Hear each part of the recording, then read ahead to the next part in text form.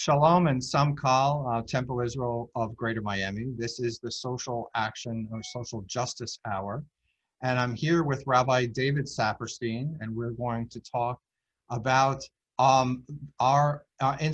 being inspired by the late John Lewis. So designated by Newsweek magazine as the most influential rabbi in America and by the Washington Post as a quintessential religious lobbyist,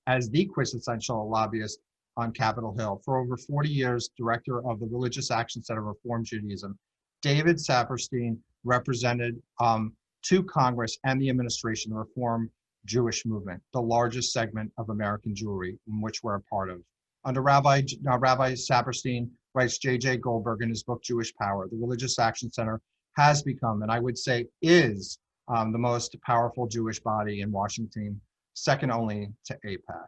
So I know you like brief introductions, so there's your brief introduction. I know you can tell everybody, since you've been your Emeritus at the Religious Action Center, what you've been doing presently. Well, after 40 years when I left, as you know, Scott, I had the honor of serving President Obama and our nation as the U.S. Ambassador at Large for International Religious Freedom. So the chief diplomat on behalf of the cause of religious freedom across the globe. And after doing that, I came back and worked with URJ and the Religious Action Center, my extraordinary successor, Jonah Pesner, and Rick Jacobs, who I think is really one of the towering religious figures in the world today, and an extraordinary leader. And then was called to serve as the president for a year of the World Union for Progressive Judaism, the international arm of the Reform Jewish movement. So it's kept me busy since the time that I left the RAC, and feels busier than ever. Like so many of us, we're all home. We're not traveling the way we used to, and yet we all seem to be busier than we've ever been. That's right, and it looks like you're busy. That you've grown a COVID beard, because I know it's not a rabbinical beard. I have. Right?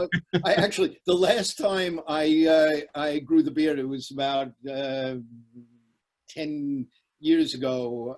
Also over the summer, my kids asked me to let the beard grow, and I did. And I came back, and I was invited to a breakfast over at the White House, and President Obama came up to me and said, David, you really look like a rabbi now. Now you do. So David, when we're recording this now, it's going to be played on Yom Kippur, but just this past, on Rosh Hashanah Eve, Ruth Bader Ginsburg passed on. And we would be remiss, even though we're supposed to schedule talk about John Lewis, I just wanted to give you an opportunity before we get into civil rights and voting rights. I just wanted to ask you for a few words of reflection about the life and the legacy of the Honorable Ruth Bader Ginsburg. She was an extraordinary jurist and an extraordinary presence here. I mean, how many, icons for the millennial and Gen X generations are there who are up in their 80s here? And she was really a phenomenon in that regard as well, and the inspiration to women everywhere. Her impact on the evolution of ending discrimination against women will be not just a footnote, but a chapter in the history of our nation. And one can argue, because America has such an influence on the world scene, on humanity as well here. She had a very Jewish neshama. She was very proud of her Jewishness, very thoughtful of the influence of Jewish values in her life. Here, I was blessed by the opportunity to know both her and her husband over the years and spend some time with her. And she was always absolutely fascinating here. It is a tremendous loss to us. Obviously, I'm talking about Ruth Bader Ginsburg per se. The context of this loss at this moment here before this election reflected where the country wanted to go in terms of the leadership it wanted in the Senate, in the White House, making these kinds of decisions, is a terrible setback for many of the kind of broad goals that have widespread acceptance in the American Jewish community, and it means we're going to have to all work harder than ever before. Are you worried at all? How are you feeling about all of this? Because I know that a lot of people are in despair. They're resolved, but how are you feel? How is this sitting with you? Deeply worried in the sense that this president, for better or for worse, there may be some amongst us in this Yom Kippur who are advocates of the president and supporters of the president. I think many in the Jewish community, according to polls, strongly critical of the president. But this president has appointed younger judges to the federal bench and more conservative judges to the federal bench, not just at the Supreme Court level, where that impact has been demonstrable, but also in the circuit court and district court level of the federal judiciary, that will leave a stamp on this country already for another generation at least, if not more, because young judges who get appointed in their 30s, 40s may be there for 30, 40 years. With this additional appointment to the Supreme Court, we are likely to witness a court that is committed to reversing many of the advances for separation of church and state, for fundamental rights in this country, freedom of speech, civil rights of all kinds, women's rights, LGBTQ rights in this country, in a way to step back and undo what the Warren and Burger courts had laid such an important expansion in terms of our fundamental rights. And so it is difficult not to be worried by the loss of this extraordinarily powerful voice of Ruth Bader Ginsburg, but also the context in worrying about the contrast between Justice Ginsburg and whoever is likely to succeed her. So let's pivot for a second and talk about another icon to which we were really gathered for this hour, and that is is Representative John Lewis. So if you, I'm sure there's a lot of people that he had relationships with, but did you have a relationship with Representative Lewis? Yes, I was blessed to have had the opportunity to work together with him on many common campaigns and efforts. He participated in our programs at the RAC. We could talk more about it. We do a lot of Black Jewish programming with leaders. He was part of those programs. We had 1 year a Seder at the Religious Action Center for Black and Jewish members of Congress and their families, and he participated in that. So, you know, it was a blessing to have him as a colleague in common cause of efforts that brought together members of Congress and leaders within a broad range of civic societies, civic organizations in America, in the campaign for a better America. And he was always there here. Perhaps most memorably, I got to go to jail with him here with John Lewis, Jim Moran,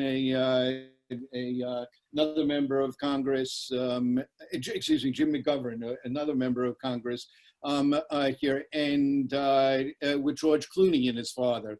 As together we protested up the block from the Religious Action Center at the Sudan Embassy for the crimes against humanity that were being wreaked on the populations of Darfur at the time. Over the years, I'd been arrested with Peter, Paul, and Mary. I've been arrested with Ben and Jerry. I've been arrested with John Lewis here. I have enormous respect for all of them. They all brought their gifts together, but ice cream on being delivered to prison on a hot day was especially special. Okay. And Ben and Jerry grew up in the synagogue on Long Island that my uncle was the rabbi at. Here he officiated at both their B'nai Mitzvah. So that led to many interesting conversations. So our congregation, Temple Israel, is made up of people who have been around for a while and been involved in social justice for a long time. And And yet we're in the center of Miami. We have a lot of new young families and new members who aren't familiar with the Religious Action Center, and specifically the work that the Religious Action Center has done over the decades having to do with civil rights, voting rights. So can you, I hate to ask you to give your boilerplate speech or just 5 minutes of just the history, the rich history the Religious Action Center has in involvement and partnership in civil rights. Well, first, indulge me just a reflection on the history of Temple Israel. Yeah. Here.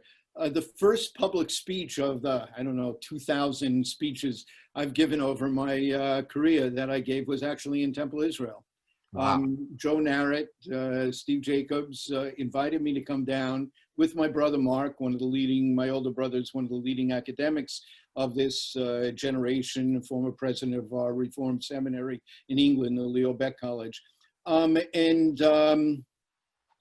invited us to come down because for the 100th anniversary of the Union for Reform Judaism, we had written study guides that we used in every synagogue across the country called Critical Issues Facing Reform Judaism in preparation for the 1973 biennial convention of the URJ, the Centennial Convention. And he asked us to come down to be scholars in residence for the weekend and to talk about all of the issues facing Reform Judaism. So I have the synagogue is a very special place in my life. It was actually before I became the director in 1974 Wow. of the Religious Action Center.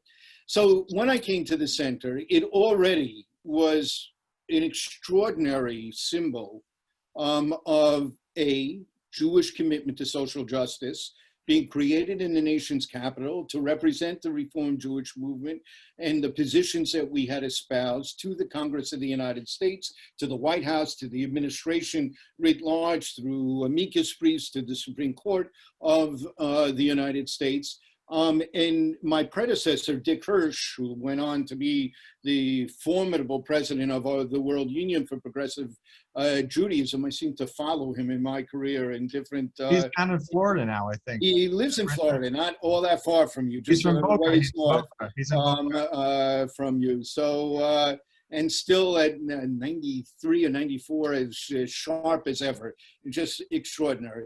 But he had invited Dr. King to make use of our offices when he came to Washington during a period of time they were planning the March on Washington. Even more importantly, the center building had been bought by Kivi Kaplan, a Jewish businessman from Boston, who became a formidable figure in the NAACP leadership. There had been a series of presidents who had been Jewish of the NAACP here. And he was the last of those Jewish presidents of the NAACP. And he bought the building, but one condition was that the umbrella civil rights group, the Leadership Conference on Civil Rights, had to be located in the center. We provided space for a number of buildings, and so they were for 30 years. So what that means is when the civil rights community, including the Jewish community, were sitting down to draft their contribution to the Civil Rights Act of 1964 and 1965, it happened in the Religious Action Center building. Here, over the next 30 years, every major civil rights piece of legislation, the advocacy for it was planned around that conference table in the Religious Action Center building. It was a gathering place for the leaders of a broad range of social justice organizations working together cooperatively on behalf of social justice. High Bookbinder, the legendary lobbyist for the American Jewish community, used to say, if the walls of this conference room could talk, it would resound with the great achievements that the Jewish community has contributed to for social justice in America in the second half of the 20th century. And we've continued that tradition ever since. The LCCR outgrew us. They moved to their own place, but it has remained a center for social justice activism and coalitional work in Washington, D.C. And the LCCR's 30-year tenure ended with the passage, the drafting and the passage of the Americans with Disabilities Act, the Fair Housing Act renewal, the reauthorization of the Voting Rights Act, the Civil Rights Act of 1990 and 1991, and the Civil Rights Restoration Act, all within this period of like 3 or 4 years at the end of that 30-year tenure. So from beginning to end of that period, the center was really an extraordinary place, resounding with the values of the prophets about the need to speak truth to power to create a fairer, more decent, more compassionate society. So what that right now, I mean, we'll jump around in time, but right now the RAC has is trying to engage people in the Commission to Study and Development for reparations and proposals. Can you speak to that? Yeah, we look. This is one of the most challenging and difficult challenges that every nation who had a hand in slavery, every nation that has a history that involves racism, having corroded the society, has to face. What do we owe those who were brought over, not who came voluntarily? You know, America is unique in terms of our history here. America and Israel arguably are the two countries in the history of the world in which a high percentage of the population were people who came fleeing oppression and persecution, but came because of a dream of what freedom could be, of what it meant to actually be able to control your destiny. Here, Israel and the United States, no two countries quite like, no other countries quite like that.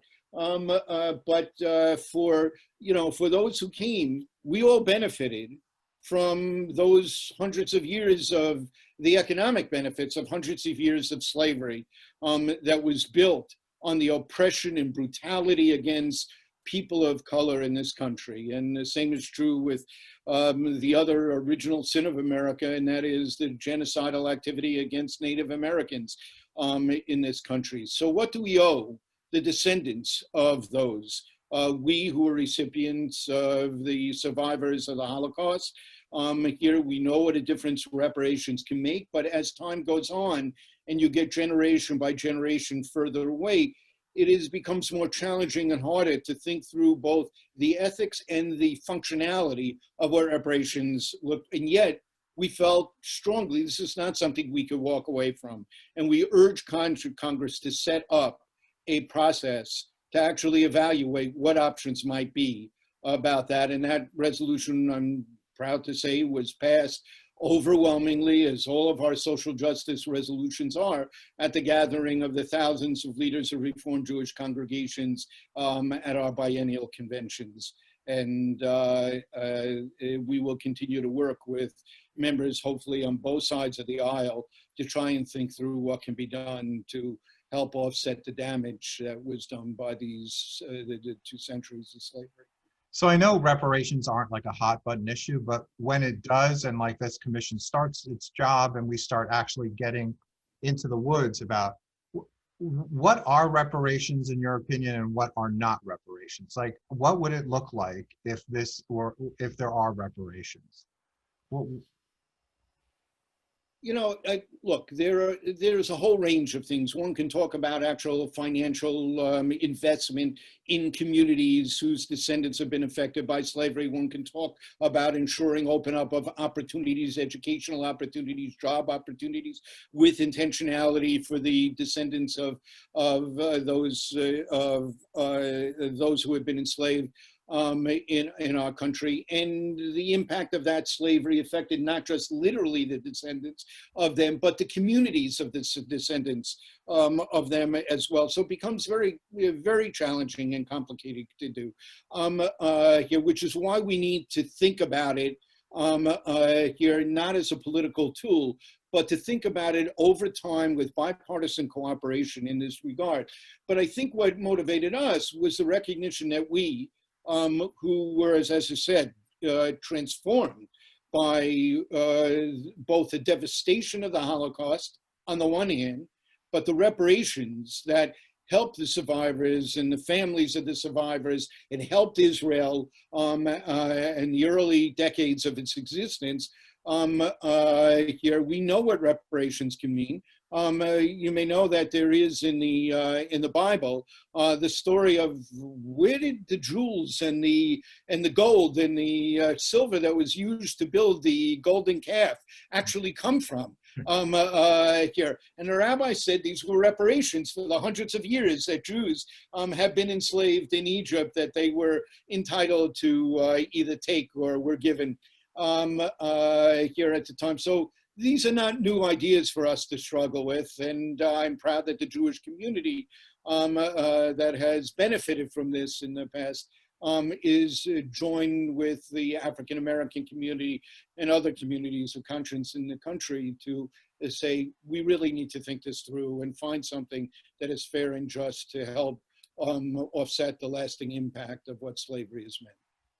So the other thing that the RAC currently is working on is or advocating for to people get involved in is the Justice and Policing Act, which is which is obviously a political issue right now, and how we frame the issue about policing and just policing and how African Americans are treated. So what is that legislation all about, and what's within that legislation? After George Floyd, it's no secret in America to anyone that the system works in a way here that is palpably unjust and unfair to people of color in this country, from beginning to end. Here, the educational deficiencies that afflict many communities, geographical communities that are disproportionately communities of color, mean that African American young people do not often have the educational opportunities that others have in order to build a life. More get tracked out of school and into crime as a result. So there's this school to prison pipeline that exists.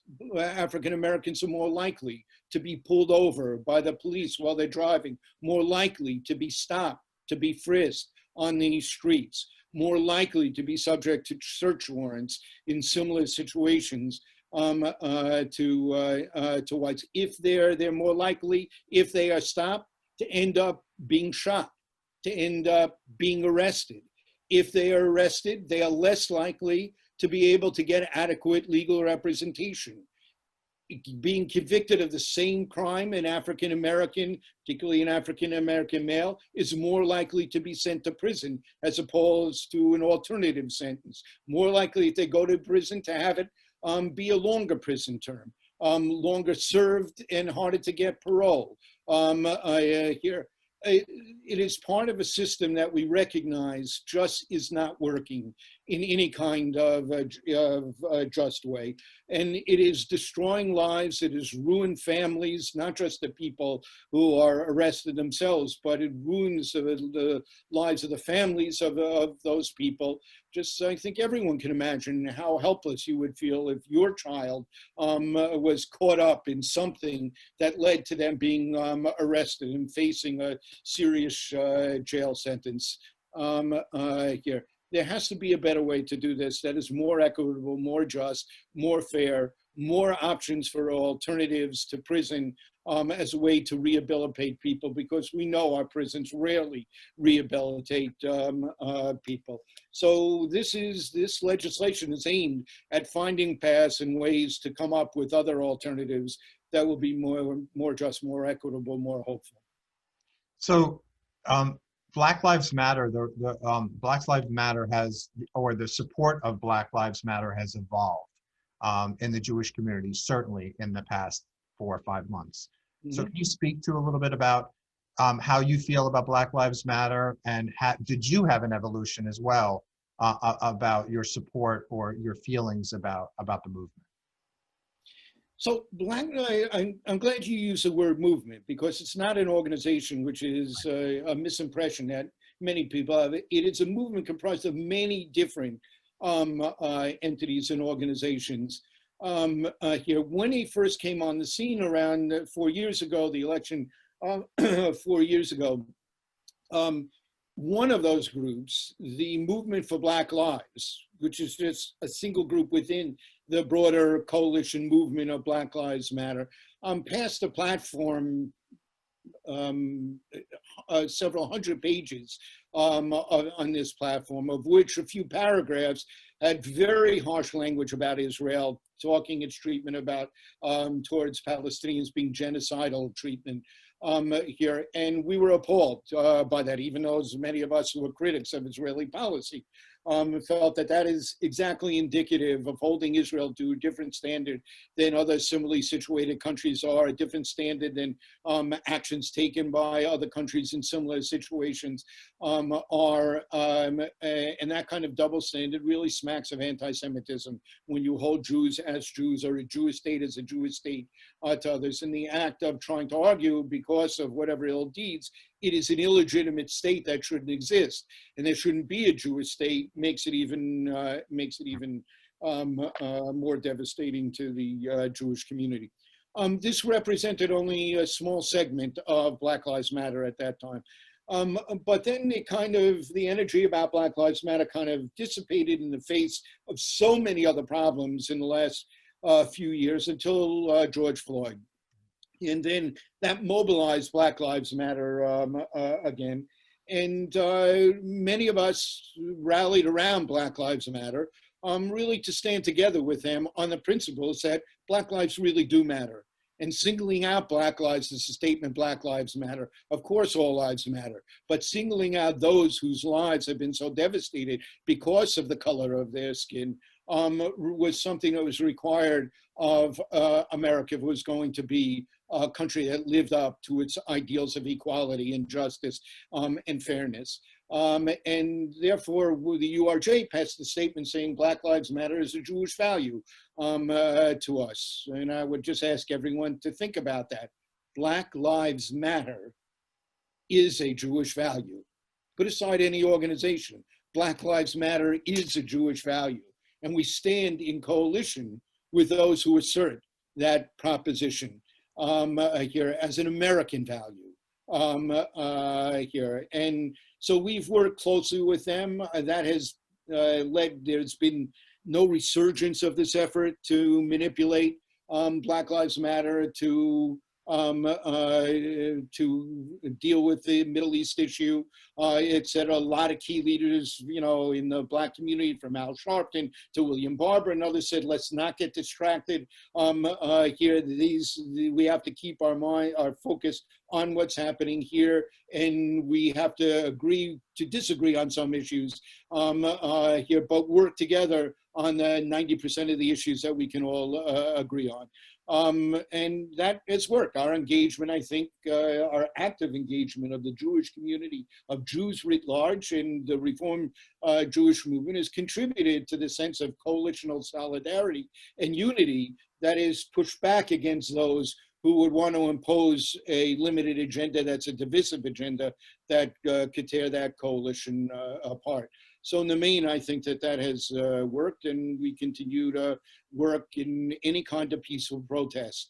We all have to condemn violence where it happens, but any kind, except in self-defense here. But we stand together with all those who are trying to deal with this fundamental problem of structural racism in America that has to end.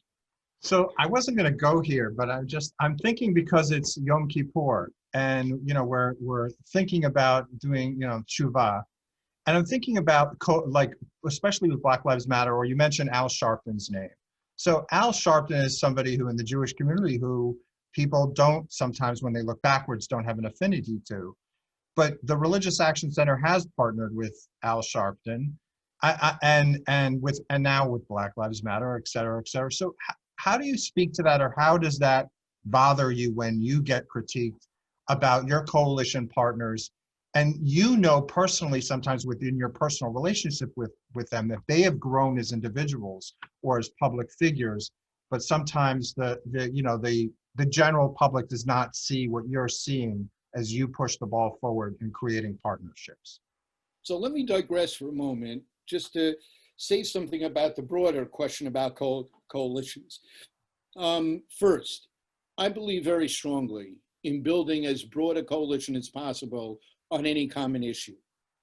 There are people at the extremes I will not work with. They have to be very far out for me not to be willing to work with them. So I talked about the history of the Religious Action Center as a site for where the Coalition of Decency that helped transform America with all of our problems today into a fairer, more compassionate, decent society, where that took place. But let me just also mention the counter of that, which is that beginning in the 1990s, I had been one of the more outspoken Jewish leaders criticizing the religious right. I debated Jerry Falwell on 4 different ABC Sunday Morning and Crossfire. Like when I was in high school, that was there. Yeah, another okay. thing. So, here. And then I realized, you don't really win a battle with 90 million Americans here, in the broader evangelical Pentecostal communities. Where can we find common ground? Because out of working together, here, hopefully they'll change their views about Jews, about issues that are precious to us, that we care about, et cetera. And so we began to seriously engage with them, and we built a new coalition that involved the Catholic bishops, a bunch of the evangelical far-right groups, religious right groups, and the Reform Jewish movement. And we were joined in on some of these things by the Black Caucus on Capitol Hill. And together we wrote the Sudan Peace Act that ended a civil war that had, in 17 years that it went on in the 80s and 90s, had killed and displaced more people than Bosnia, Kosovo, and Rwanda combined. And yet the world had ignored it. We really pushed for it, and we were actually successful in passing legislation and helped bring an end to that civil war, at least for a period of 14 years. It's now fallen apart with a new civil war in the south of Sudan, tragically. Here, we passed the International Religious Freedom Act. We passed the human trafficking bills that both created the offices at the State Department for the Ambassador for Religious Freedom and the Ambassador on Human Trafficking.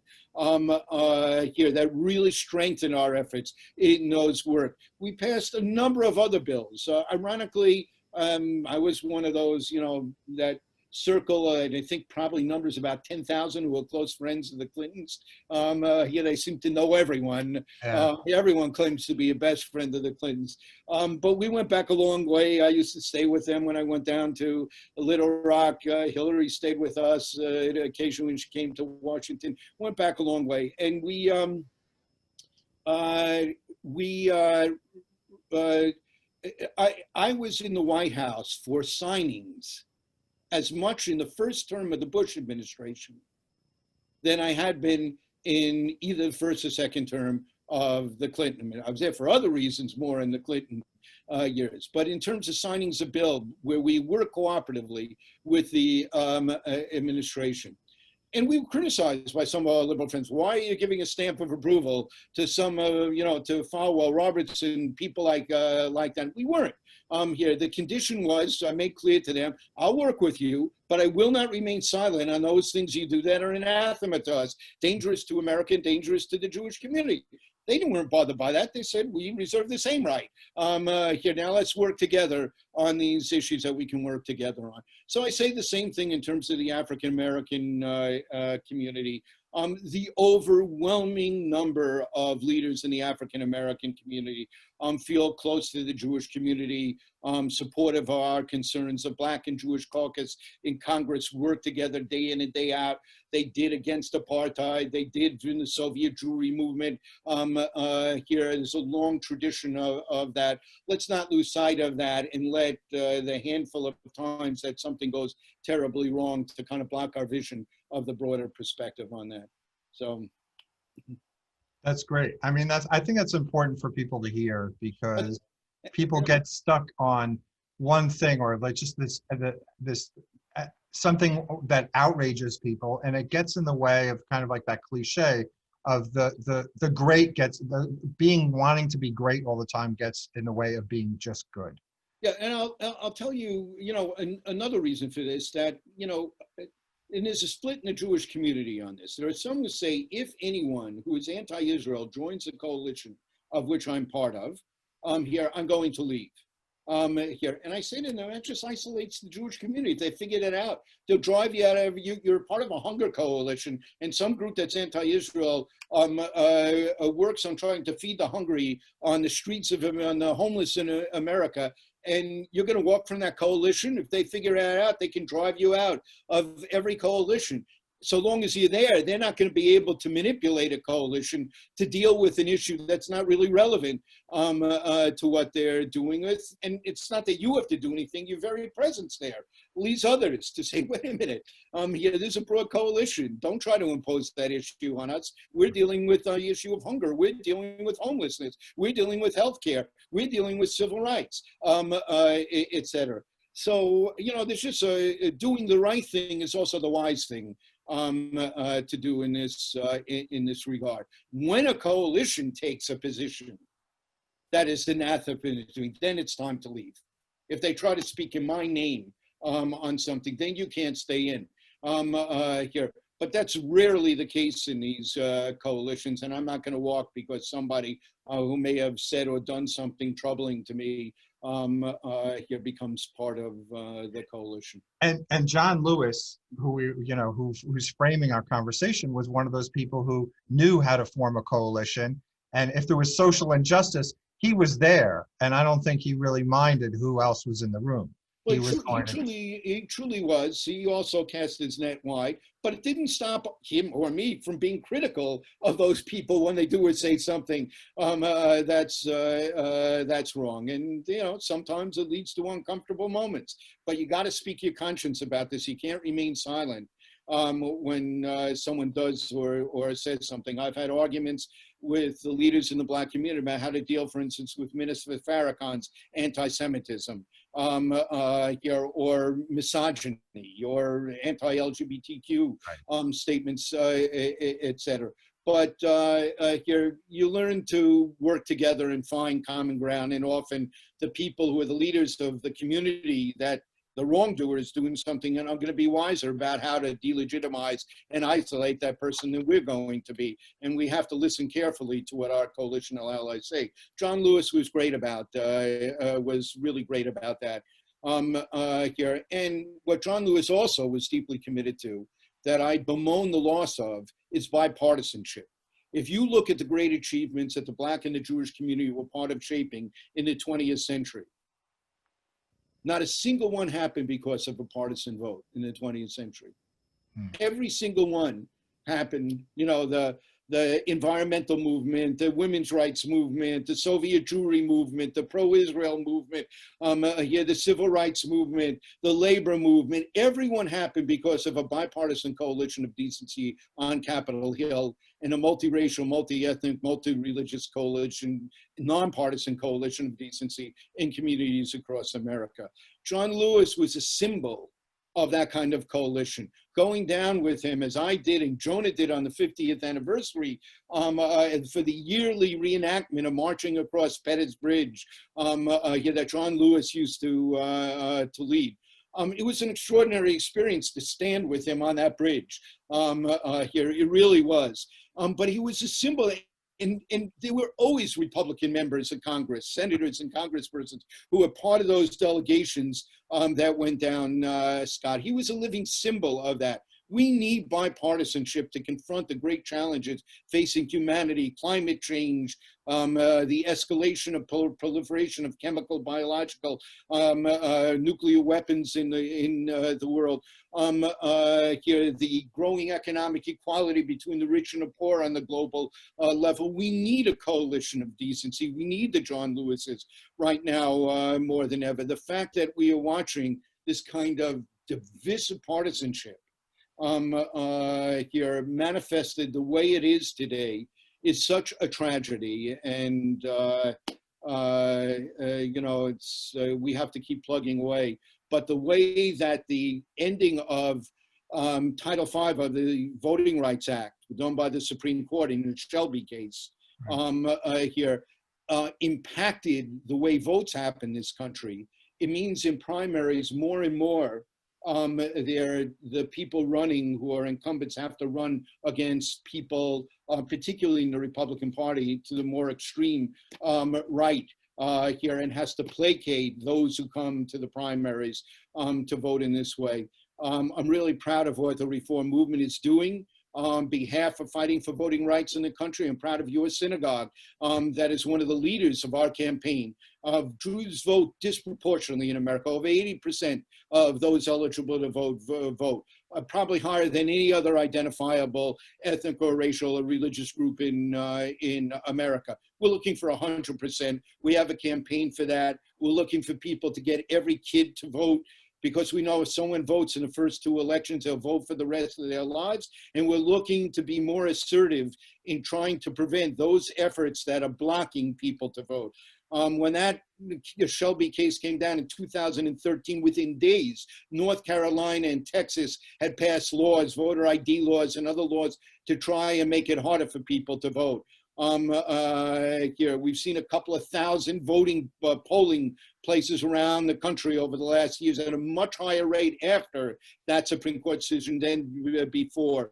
We've seen a growing gap between whites and blacks about the numbers who are voting in this country. We have gone after the Voting Rights Act when 30%, it was a 30% gap between black and white voting patterns. We reduced it within a few years of the Voting Rights Act in '65 to an 8% gap. It is now increased again because of the obstacles, the voter ID obstacles, the prove your citizenship obstacles, the moving and shutting down of the polling place obstacles, making it more difficult to vote by mail in some states, easier in others, thank God, in the midst of this pandemic. But I'm proud of your synagogue. I'm proud of our Reform Jewish movement playing a very active role. So to those Temple Israel members, I mean, we've sent it out, the announcements or whatever, but we are part of the RAC's movement, the Every Voice, Every Vote, and we want 100% participation, not only for everybody to vote, David, but we want them to take people to the polls too, and inspire them to actually get their friends and families to register. And everybody should vote, no matter what party and no matter what candidate, just to get everybody participating and voting. And it's you know, it's a challenge. It really is a challenge. There are a lot of stumbling blocks to making it easier to vote for people. So before my last question, and then I want to pivot to something that I know that you care deeply about, and that is young people and the next generation. Dave, just very briefly, we like 3 minutes. What is the issue that keeps Rabbi David Saperstein up at night right now in 2020 before an election? The breakdown of bipartisanship, the effort to, with intentionality that's gone on for a couple of decades, to radicalize the courts of this country, the manipulation of the political process, to ensure that the right would prevail in this area, and the growth of authoritarianism in the world in general. Here, these are the things that keep me up at night, Scott. But I have hope in the young people. You know, one of the first things I did was to create programs that brought young people full-time to work at the RAC here, who are now some of the leading figures in Jewish life in the American Jewish community. We're trained in our program, our Litakein seminar for high school students, that Jessner once said they never evaluated a program that had a greater impact on young people's lives, going out 6 months, a year, 2 years, 3 years, never evaluate a short-term program. Here we bring 2,000 kids a year through this program, over 60,000 since I began the program. Here it's the young generation that's going to save us, their voices that we need to listen to. So before you formalized that program, and when there were smaller groups in 1984, I told you I was going to tell this story, but you're an inspiration to me, Rabbi Saperstein, because I was a senior in high school in Larchmont, New York, and I came down to the RAC for the first time. This is November of 1984. I know, and I remember, because Madonna's Like a Virgin just came out, and we were playing it on the radio. with she went to Karen Beitel, who was my youth group advisor at the time, where she was the Lifty advisor. Yeah, yeah. We drove down, drove to Washington, D.C., and you led that weekend of high school students from my synagogue and a couple of other synagogues, and we sat around that very conference room. That's right, you did. And you led it. The whole, I don't know whether teenagers are so privy and privileged to have you for a whole weekend, but we did. But I remember we talked about domestic affairs primarily. We learned how to lobby. We learned how to read a bill, how to write questions to talk to our legislators. But one of the stories that I tell over the years is really when my life hit another trajectory, especially when it surrounds social justice. And it was when we went and we did a silent vigil in front of the Soviet embassy. And there's something that was so striking about that experience with you. One is that I recall that we had to be there at a scheduled time, which means that there were people before us and after us, and we had a responsibility to be there in a certain window of time. And there were a couple things that I learned there, and the beauty of informal education, right? It wasn't told to me, but I experienced it and I felt it, and of course, it transformed me. One was that I learned by that silent vigil that you don't need to actually use your voice and talk and have a speech, but all you need to do is have your feet firmly planted on the ground, show up and stand up. That was lesson number one. Lesson number two was that schedule, even the scheduling made an impression upon me, that there was a group before me that was there in standing silently to free Soviet Jewry. And after we departed, there was going to be a group afterwards. And it taught me that I don't have to necessarily, there's people that came before me, there were people that came after me, but in the moment, I have to be present. I have to be there. I have to stand there with my feet. So first, your session in '84 was one of those that led me to believe I should begin this program more formally. So I'm in your debt for having made it such a good program for us as well.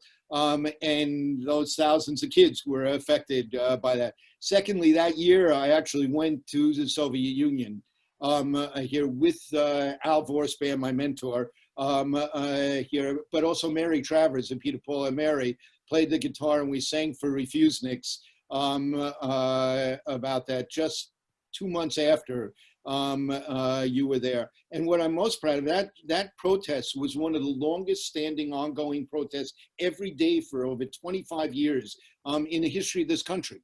I mean, it was something really extraordinary, and it involved not just Jews, but non-Jews as well. We're all in this together. We all have to recognize that if any group can be persecuted, oppressed, discriminated against, none of us are safe. And the only place that ultimately be safe is justice and freedom that is so central to Jewish values and America's values becomes the real life experience of every single American. We're going to continue to fight for that. So David, on behalf of Temple Israel and the Social Action Committee, Social Justice Committee at Temple Israel, Dr. Julia Zayas, who's the chair, I wanted to thank you very much for sharing this hour with us, and hopefully we'll glean a lot of wisdom from your words. I wish that she was here live with us, but we have a high school student, Shelly Gottlieb, who, when we are off the screen, our handsome Semitic faces are off the screen, she is going to read and recite John Lewis's final essay that was printed in the New York Times as kind of a charge to the congregation and a charge that we need to do and we need to act. It was an extraordinary piece. It really was. I can't think of a more powerful way than to hear those words. But everyone who's gathered with you on this Zoom version of our Yom Kippur study sessions, the Shana Tova, Gamar Chatima Tova, here, really honored to be back with Temple Israel, as I was nearly, 50 years ago now. So I hope it won't be so long until the next time. Thank you, David. And here I'm very, very proud to introduce Shelly Gottlieb. Together, you can redeem the soul of our nation. Civil rights leader and social justice icon John Lewis died on July 17th. He wrote this essay shortly before his death, to be published upon the day of his funeral. These are his words. While my time here has now come to an end, I want you to know that in the last days and hours of my life, you inspired me. You filled me with hope about the next chapter of the great American story when you used your power to make a difference in our society. Millions of people, motivated simply by human compassion, laid down the burdens of division. Around the country and the world, you set aside race, class, age, language, and nationality to demand respect for human dignity. That is why I had to visit Black Lives Matter Plaza in Washington, though I was admitted to the hospital the following day. I just had to see and feel it for myself that after the many years of silent witness, the truth is still marching on. Emmett Till was my George Floyd. He was my Rayshard Brooks, Sandra Bland, and Breonna Taylor. He was 14 when he was killed, and I was only 15 years old at the time.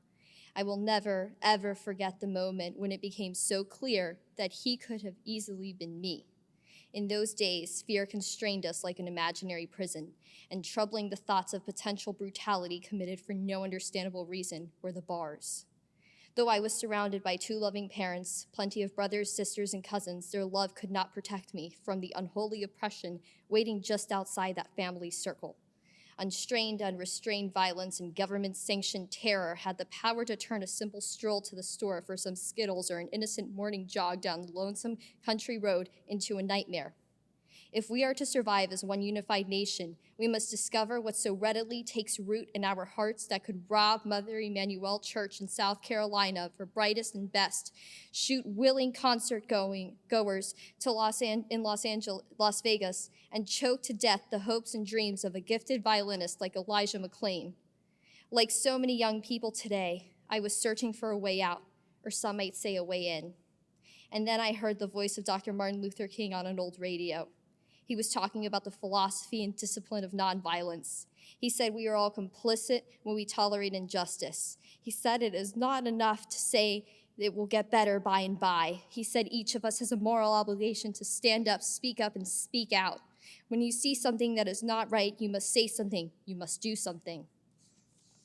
Democracy is not a state. It is an act that each generation must do its part to help build what we call the beloved community, a nation and world society at peace with itself.